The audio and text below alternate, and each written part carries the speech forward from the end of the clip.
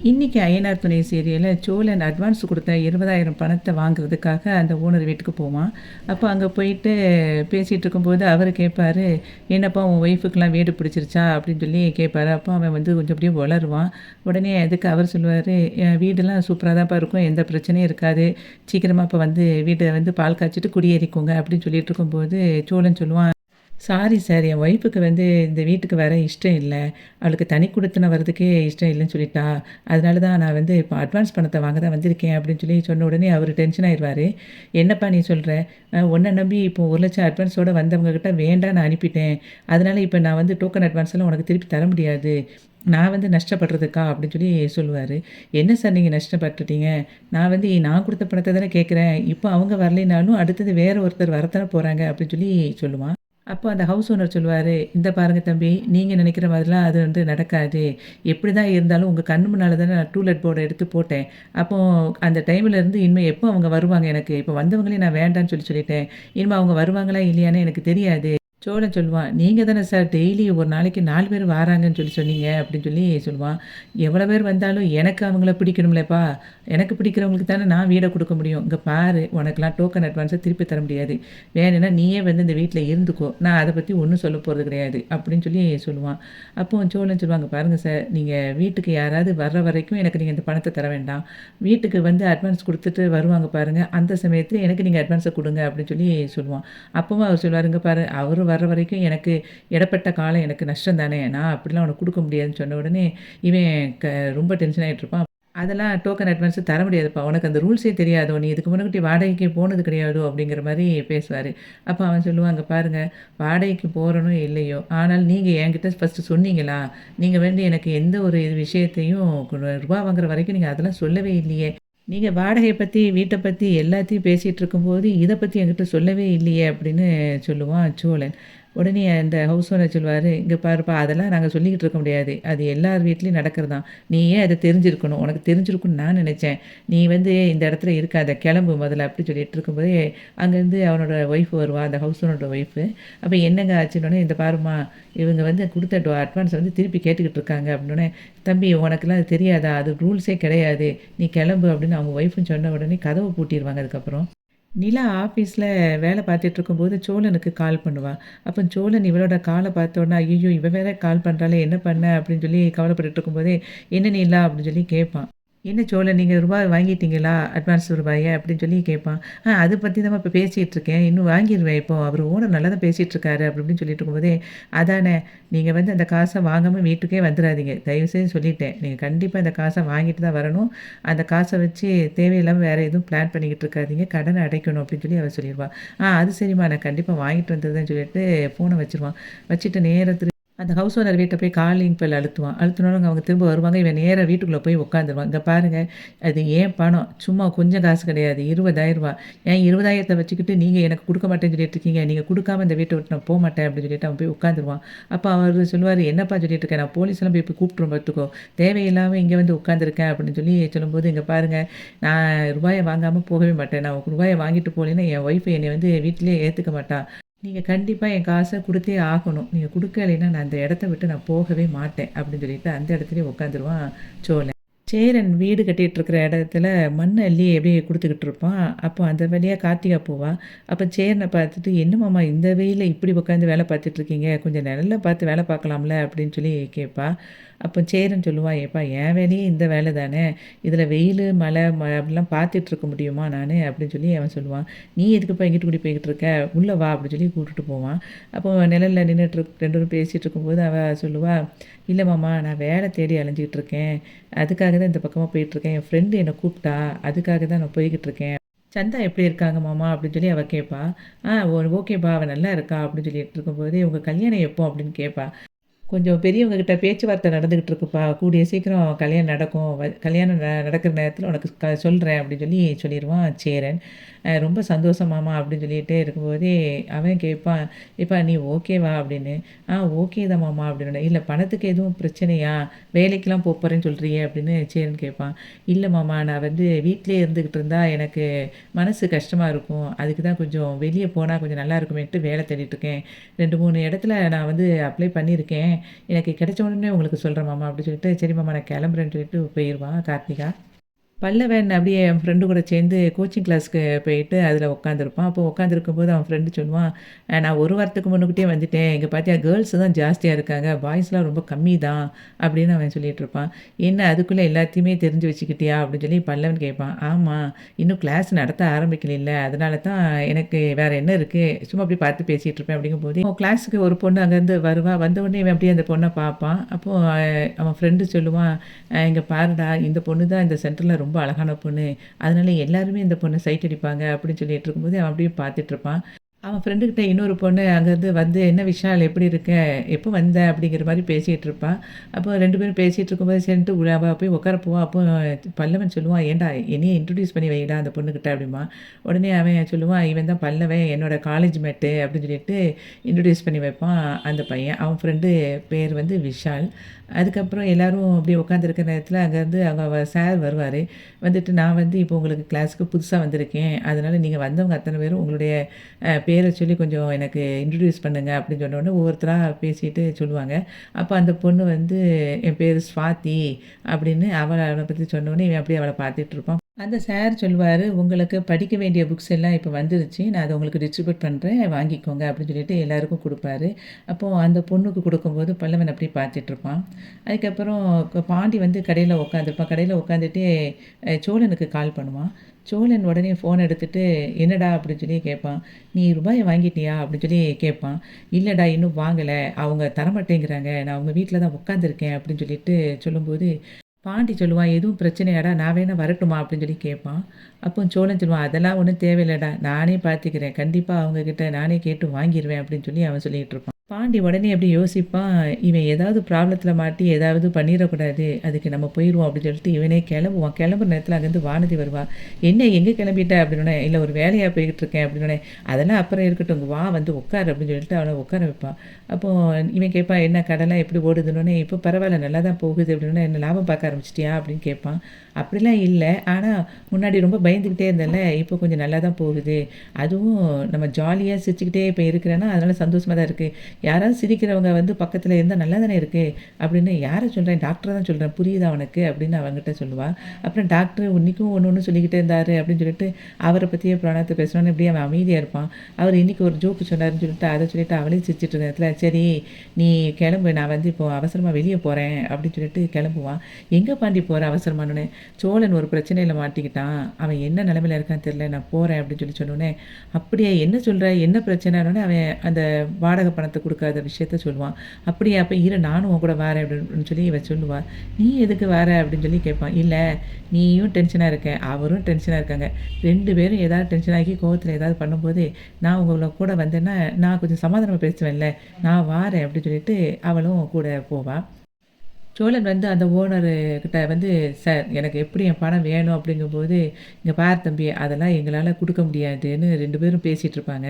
அந்த சமயத்தில அவர் ஒய்ஃப் வந்து, "என்ன இவன் இப்படி பேசிக்கிட்டே இருக்கான், போகவும் மாட்டேங்கிறான்." அப்படின்னு நினைச்சிட்டு இருக்கும்போது, சோழன் சொல்லுவான், "இங்க பாருங்க, நீங்கலாம் நானான்னு பார்த்தது எனக்கு தெரியாது. நான் பணத்த வாங்காம இந்த இடத்த விட்டு போகவே மாட்டேன்." அப்படின்னு சொன்ன உடனே, ஓனரோட ஒய்ஃபு அவர கூட்டிட்டு உள்ள போவா. ரூமுக்குள்ள போன உடனே, "ஏங்க உங்களுக்கு இந்த பிரச்சனை? பெசாட்ல ரூபாய குடுங்க. இவன் இந்த இடத்த விட்டு காலி பண்ணி போகவே மாட்டான் போல." அப்படின்னு சொல்லும்போது, "அது கரெக்ட்டு தான். எனக்கும் அப்படிதான் தோணுது. ஆனா அவர்ட்ட பணத்த குடுத்த பிறகு நீ என்னைய வந்து உங்களால தான் இந்த பிரச்சனைன்ட்டு காலத்துக்கும் சொல்லிக்கிட்டு இருப்ப. எனக்கு அவன கூட சமாளிச்சுருவேன். ஆனா உன்ன காலத்துக்கு என்னால சமாளிக்க முடியாது." அப்படின்னு சொல்லிட்டு இருக்கும்போது, "ஏங்க ரூபாய குடுங்க. நமக்கு பெரிய பிரச்சனையா தானே இருக்கு. தலைவலியா இருக்கு." அப்படின்னு அந்த அம்மா சொல்லும்போது, அவரு சொல்லுவாரு, "நான் வந்து பணத்த குடுத்துருதேன். ஆனா நீ வந்து அதுக்கப்புறம் எதுவும் சொல்ல மாட்டேன்னு சொல்லு. நான் கண்டிப்பா அவர்ட்ட 20,000 குடுத்துருதேன்." அப்படின்னு சொல்லி சொல்லுவாரு. அப்ப அந்த ஓனரோட ஒய்ஃப் சொல்லுவா, "அது எப்படி? இப்ப வந்த பிரச்சனையே உங்களால தானே. உங்களால தானே இப்ப இந்த நடு வீட்ல உள்ள வந்து இருந்து அந்த பையன் கஷ்டப்படுத்திட்டு இருக்கான் நம்மள. அப்படி இருக்கும்போது உங்கள நான் எப்படி சொல்லாம இருக்க முடியும்னோனே, இங்கம்மா தாயே நீ விடு. நான் வந்து பணத்தெல்லாம் குடுக்கல. அத நான் எப்படியும் பார்த்துக்கிறேன்னு" சொல்லிட்டு அவரு வெளிய வந்துருவாரு. அந்த சமயத்துல வந்து, "இங்க பாரு தம்பி, நீ என்ன ஆனாலும் பார்த்துக்கோ. உனக்கு பணத்த என்னால குடுக்க முடியாது. டோக்கன் அட்வான்ஸ நான் திருப்பி தரமாட்டேன்." அப்படின்னு சொல்லிட்டு இருக்கும்போதே, அங்கருந்து பாண்டியும் வானதியும் வந்து நிற்பாங்க. அந்த நேரத்தில் பார்த்து இவன் கரெக்டாக காலில் விழுந்து அவர் ஓனர்கிட்ட கெஞ்ச ஆரம்பிச்சிருவான். சார் சார் இங்கே பாருங்கள் சார், நீங்கள் பணத்தை கொடுக்கலினா என் ஒய்ஃப் என்னை வீட்டுக்குள்ளேயே விடவே மாட்டா. அவள் வந்து என்னை என்ன பண்ணுவான்னு தெரியலை, தயவு செய்து என் பணத்தை எப்படியாவது கொடுத்துருங்க சார்ன்ட்டு ரொம்ப கெஞ்ச ஆரம்பிச்சிருவான். அதை பார்த்த உடனே வானதிக்கு அப்படி சிரிப்பு வர ஆரம்பிச்சிடும். அப்போ பாண்டி அங்கேருந்து வந்துட்டு சொல்லுவான், ஏன்டா இந்த ஆளுக்கிட்டலாம் போய் வந்து காலில் விழுந்துகிட்டு இருக்கேன், கண்டவங்கிட்டலாம் வந்து காலில் விழணுமா அப்படின்னு சொல்லும்போது அந்த ஓனரோட ஒய்ஃப் சொல்லுவா, ஏன்பா இங்கே பாரு இந்த மாதிரி கண்டவங்கலாம் சொல்லிக்கிட்டு இருக்காத அப்படின்னு சொல்லி சொல்லுவான். அப்போது வந்து பாண்டி சொல்லுவான், இங்கே பாருங்க நீங்கள் அந்த மாதிரி தான் பண்ணிக்கிட்டு இருக்கீங்க, இங்கே பாரு சோளா எந்திரி முதல்ல, காலெல்லாம் விழுந்துக்கிட்டு இருக்காத அப்படிங்கும்போது சோழன் சொல்லுவான், நீ ஏன்டா இப்போ வந்த, நான் கண்டிப்பாக அவர்கிட்ட பணத்தை தர்ற வரைக்கும் அவள் காலை விடவே மாட்டேன் சார், நீங்கள் பாருங்கள் சார், தயவு செய்து என் நிலைமையை புரிஞ்சுக்கிட்டேன், காசை கொடுங்க சார்ன்ட்டு பழையபடியும் கெஞ்ச ஆரம்பிச்சிருவான். அப்போது வந்து திரும்பியும் வந்து பாண்டி சொல்லிக்கிட்டே இருப்பாங்க, பாருடா தேவையில்லாமல் அவர் காலில் விழுந்துக்கிட்டு இருக்கார், நீ ஏன்டா அவர் காலில் விழணும்னு சொல்லிட்டு திரும்ப சொல்லிட்டு இருக்கும்போது, பாண்டி நீ சும்மா இரு பாண்டி அப்படின்னு சொல்லிகிட்டே இருப்பான். அந்த ஹவுஸ் ஓனர் சொல்லுவார், எப்பா நீ முதல்ல எந்திரி, உன் பணத்தை நான் திருப்பி தந்துடுறேன் அப்படின்னு சொல்லி சொல்லுவார். இல்லை நான் எந்திரிச்ச பிறகு நீங்கள் தரமாட்டேன்னு சொல்லிட்டீங்கன்னா அவ்வளோதான், அப்புறம் மனசு எனக்கு கஷ்டமாயிரும் அப்படின்னு சொல்லி அவன் சொல்லுவான். இங்கே பாரு நீ எந்திரி, உனக்கு கண்டிப்பாக நான் தந்துடுறேன் அப்படின்னு சொன்ன உடனே அவன் எந்திரிச்சிருவான். எந்திரிச்ச உடனே அவர் அங்கேருந்து போய் 20,000 கையில் கொடுத்துருவாரு. கடன்னு எண்ணி பார்ப்பான். ரொம்ப தேங்க்ஸ் சார், நான் வாரேன் அப்படின்னு சொல்லி சொல்லும்போது அவர் சொல்லுவார், எப்பா நீ திரும்ப வரவே வராத, நீ கிளம்பு அப்படின்னு சொல்லி சொல்லுவார். உடனே சோழன் சரி சார் நான் போகிறேன் அப்படின்னு சொல்லிட்டு கிளம்பி பாண்டி அவனும் போகும்போது அவள் வானதி வந்து அப்படியே பக்கத்தில் ஒளிஞ்சிக்கிடுவா. உடனே இவன் என்கிட்ட போயிட்டு வெளியே நின்று சொல்லுவான், ஏன்டா இப்படி அவர் காலில் போய் விழுந்த அப்படின்னு சொல்லி கேட்பான். உடனே அதுக்கு சொல்லுவான், இல்லைடா அவள் நிலா வேற சொல்லிட்டா பணத்தை வாங்காமல் இங்கே வரவே கூடாதுன்னு, அப்போ வேறு என்ன செய்யனே தெரியலை, அதான் அவர் காலில் விழுந்துட்டேன், எனக்கு அது ஒரு பெரிய விஷயமாவே தெரியலை அப்படின்னு அவன் சொல்லிகிட்ருப்பான். வானதி அந்த சமயத்தில் வந்துட்டு, இருந்தாலும் ப்ரோ நீங்கள் இந்த அளவுக்கு காலில் விழுந்து கெஞ்சிருக்க வேண்டாம் அப்படின்னு சொல்லிட்டு இருக்கும்போது அவளை திரும்பி பார்த்துட்டு அவன் கேட்பான் சோழன், ஆமாம் இவன் எப்போங்க வந்தா அப்படின்னு சொல்லி பாண்டியை பார்த்து கேட்பான். அப்போது அதுக்கு வந்து வானதி சொல்லுவா, நீங்கள் வந்து அவர் காலை கையை பிடிச்சிக்கிட்டு சார் தயவுசெய்து எனக்கு பணத்தை கொடுத்துருங்க சார்னு அவர் கால் கெஞ்சிக்கிட்டு இருந்தீங்கல்ல, அப்போவே வந்துட்டேன் அப்படின்னு சொல்லி அவள் சொல்லுவாள். உடனே அதுக்கு சோழன் சொல்லுவான், நான்லாம் கெஞ்சிட்டுலாம் இருக்கல, சும்மா அவர் வந்து அப்படியே கையை பிடிச்சிக்கிட்டு இருந்தேன், அப்படி வலிக்கு எப்படி காலில் விழுந்துட்டேன் அப்படிங்கிற மாதிரி சொல்லுவான். இங்கே பாருங்கள் நீங்கள் ஃபஸ்ட்டில் இருந்தே அவர்கிட்ட கெஞ்சிட்டு இருக்கும்போதே நான் வந்துட்டேன் அப்படின்னோடனே பாண்டியை பார்த்து சொல்லுவான், எதுக்குடா இவளெல்லாம் போய் கூட்டிகிட்டு வந்த அப்படின்னோடனே அவன் சொல்லுவான், வானதி நீ சும்மா இரு வானதி, எதுக்கு தேவையில்லாமல் பேசிக்கிட்டு இருக்க அப்படின்னு சொல்லி ஏசுவான். பாண்டி சொல்லுவான், அவன் எனக்கு வர்ற ஆத்திரத்துக்கு அவர் மூஞ்ச காலை உடச்சிருந்துருக்கலாம் அப்படின்னு சொல்லும்போது சோழன் சொல்லுவான், எதுக்குடா தேவையில்லாமல் திரும்ப அந்த செலவையும் நம்ம தான் பார்க்க வேண்டியிருக்கும், 20,000 கொண்டுட்டு வரலன்னா நீல அந்த கேள்வி கேட்பா அப்படின்னு சொல்லிட்டு இருக்கும்போதே திரும்பிய வானதி சொல்லுவா, இருந்தாலும் இவ்வளோ தூரம் நீங்கள் வந்து இறங்கி போயிருக்க வேண்டாம் அப்படின்னு சொன்ன உடனே சோழன் சொல்லுவான், ஏண்டா இவளை எதுக்குடா இப்போ கூட்டிகிட்டு வந்த அப்படிங்கும்போது, இல்லை நான் கிளம்பும்போது அவள் வந்துட்டா, நானும் வாரேன்னா அதான் கூட்டிகிட்டு வந்தேன்னொன்னே, அவள் வாரேன்னு சொன்னால் கூட்டிகிட்டு வந்துடுவியா, தேவையில்லாமல் ஏதாவது பேச சொல்லிடுறாரு, அப்புறம் கெட்ட கோவம் வரும், அதுக்கப்புறம் நான் ஏதாவது பேசுவோம், உனக்கு எனக்கு சண்டை வரும், பார்த்து பேச சொல்லின்னு சொல்லிட்டு அவன் கிளம்பி போயிடுவான் சோழன். அப்போ வானதிக்கிட்ட வந்து பாண்டி சொல்லுவான், அவனே அவ்வளோ கஷ்டத்தில் இருக்கான், அந்த நேரத்தில் உனக்கு இந்த நக்கல் தேவையா அப்படின்னு சொல்லி அவனை திட்டுவான். எனக்கு என்ன மனசில் தோணுச்சோ அதை சொன்னேன். உண்மைக்கே அவர் கீழே காலில் விழும்போது எனக்கு அது அசிங்கமாக தானே தெரிஞ்சு, அதை தான் சொன்னேன் அப்படிங்கும்போது, என்ன அசிங்கமாக தோணுச்சு உனக்கு? உன் மனசில் தோணுனது எல்லாத்தையும் சொல்லிடுவியா? அவன் வந்து எவ்வளோ வருத்தத்தில் இருக்கான், அதை கொஞ்சம் கூட யோசிக்க மாட்டியா? நீ வா முதல்ல கிளம்பு கடைக்கு போ அப்படின்னு சொல்லிட்டு அவளை கூட்டிகிட்டு போவான். வீட்டில் பல்லவன் கோச்சிங் சென்டரில் கொடுத்த அந்த ஒர்க்கை பண்ணிக்கிட்டு இருப்பான். சேரன் வந்து நிலாட்ட கேட்பான், என்னப்பா இன்றைக்கி நைட்டு டிஃபன் தோசை ஊற்றிடவா அப்படின்னு. இல்லைண்ணா நீங்கள் வந்து சப்பாத்தி போடுங்க, ஏன்னா ஏற்கனவே கொஞ்சம் கிரேவி இருக்குது அப்படின்னு சொல்லி சொல்லிகிட்டு இருப்பான். வானதியை பாண்டி கூட்டிகிட்டு வருவான். அப்போ பாண்டிக்கிட்ட வானதி சொல்லுவா, நான் ரொம்ப நாள் ஆச்சுன்னா உங்கள் வீட்டுக்கு வந்து அப்படின்னோடனே, ஆமாம் நீ கடைக்கு வர்றதுக்கே நேரம் இல்லைங்கிற, அப்படிங்கும்போது வீட்டுக்கு மட்டும் பிறகு எவ்வளோ நாள் ஆகும் வர்றதுக்கு, உனக்கு வர முடியுமா, நீங்கள் பெரிய பிஸி ஆகிட்டீங்க அப்படின்னு அவன் சொல்லும்போது அதுக்கு அவள் சொல்லுவா, இனிமேல் அடிக்கடி வரேன் பாண்டி அப்படின்னு சொல்லிட்டு உள்ளே வருவா. அப்போது வானதி பார்த்து நிலா கேட்பா, எப்படி இருக்கீங்க வானதி அப்படின்னா, நல்லா இருக்கேங்க்கா, கடலாம் எப்படி போகுதுன்னு கேட்பா. சூப்பராக போகுதுக்கா இப்போ அப்படின்னு சொல்லி பேசிகிட்டு இருக்கும்போது சேரனும் வந்து கேட்பான்.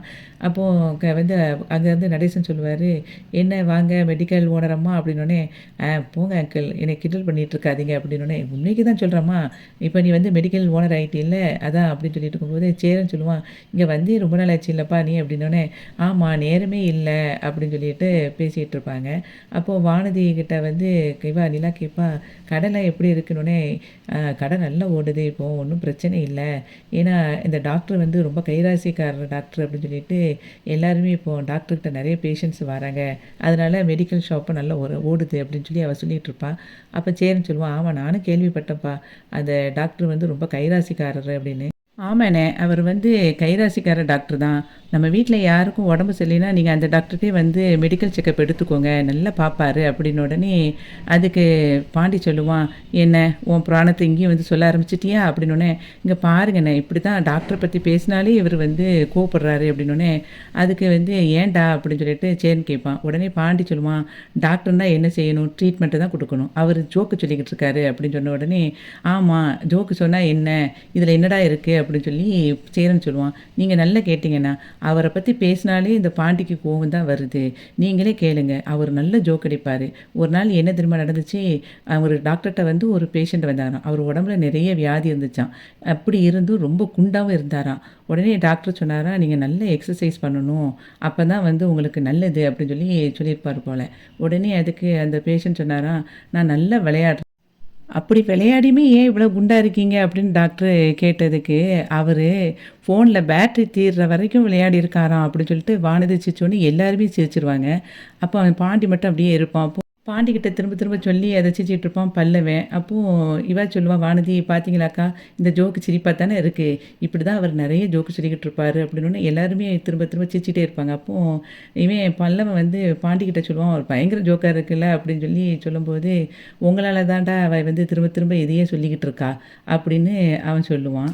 நிலா கேட்பா, "இப்படிலாமாவா ஆட்கள் வராங்க?" அப்படின்னோனே, "இத விட நெறைய இருக்குக்கா. அவரு சொல்ற ஜோக்கெல்லாம் கேட்டா பயங்கரமா சிரிப்பு வரும். அவரு இத விட நெறைய ஜோக்கு சொல்லுவாருக்கா." அப்படின்னு சொல்லிட்டு சொல்லும்போது, பாண்டி வந்து பல்லவன பார்த்து சொல்லுவான், "ஏன் அதுவாவது சிரிப்பா இருக்குமான்னு கேளு." அப்படின்னோனே, பல்லவன் வந்து பயங்கரமா சிரிப்பான். "உன்ன மாதிரி ஆட்கள் இருக்கிறதுனால தான் இவ இப்படி ஜோக்கெல்லாம் சொல்லிட்டு அலையிறா." அப்படின்னு சொல்லுவான். அப்போ நிலாவ பார்த்து வானதி சொல்லுவா, "அக்கா, ஃப்ரீயா டைம் இருக்கும்போது கொஞ்சம் ஹீமோகுளோபின்லாம் வந்து செக்கப் பண்ணிக்கோங்க டாக்டர்ட்ட வந்து என்ன." அப்படின்னு சொல்லும்போது, வானதிய பார்த்து கேட்பான் பாண்டி, "என்ன உன்ன டாக்டர் வந்து ஆள் எடுக்க அனுப்பி வச்சாரா கிளினிக்குக்கு?" அப்படின்னோனே, "பார்த்தீங்களாக்கா என்ன சொல்றான்?" அப்படின்ட்டு. "இல்ல எல்லாரையும் ஒவ்வொரு விஷயத்துக்கும் கூப்பிட்டுட்ருக்கேன். அதுக்கு தான் கேட்டேன்." அப்படின்னு பாண்டி சொல்லும்போது, "இப்படிதான்க்கா டாக்டர பத்தி பேசினாலே இவன் இப்படி காண்டாகுறான். இவனுக்கு அவர் மேல சரியான பொறாமை." அப்படின்னு சொல்லி சொல்லும்போது, "அதெல்லாம் ஒரு ஆமையும் கிடையாது." அப்படின்னு சொல்லிட்டு பல்லவன பார்ப்போம். பல்லவன் சிரிப்பான். "ஏன்டா?" அப்படின்னு சொல்லிட்டு அவன பார்த்து கேட்டுட்டு இருக்கும்போதே, நிலாவ பார்த்து இவ கேட்பா வானதி, "அக்கா ஜோலன் ப்ரோ இல்லையா?" அப்படின்னு. "அவரு இன்னும் வரலையே" அப்படின்னு சொல்லிட்டு நிலா சொல்லுவா. "அவர் மட்டும் வீட்ல இருந்தா நல்லா ஓட்டியிருப்பேன்" அப்படிம்பா. அப்ப எல்லாரும் இப்படி திரு திருன்னு முழிப்பாங்க. "எதுக்கு?" அப்படின்னு நிலா கேட்பா. "அவர் இன்னைக்கு பண்ண காரியத்துக்கு கண்டிப்பா நல்ல ஓட்டா தான் செஞ்சிருப்பேன்." அப்படின்னோனே, இவன் அப்படியே பார்த்துட்டு அவள அப்படியே ஒரு மாதிரி அமைதியா இருக்க சொல்லுவான். "எதுக்கு? நான் கண்டிப்பா சொல்ல தான் செய்வேன்." அப்படின்னு சொல்லிட்டு நிலாவ பார்த்து சொல்லுவா. "அவரு இன்னைக்கு அட்வான்ஸ போய் கேட்க போயிருக்காரு சோழன் ப்ரோ. அதுக்கு அவங்க குடுக்க மாட்டேன்ட்டாங்களாம். குடுக்க மாட்டேங்கன்னு சொன்ன உடனே அவர் கால்ல போய் விழுந்துட்டாரு அவரு." அப்படின்னு சொன்ன உடனே நிலா அப்படியே ஷாக்காகி நிக்கிற மாதிரி இன்னைக்கு ஐயனார் துணை சீரியல் முடிஞ்சது. வீடியோவுக்கு ஒரு லைக் குடுத்து சேனல சப்ஸ்கிரைப் பண்ணுங்க. நன்றி.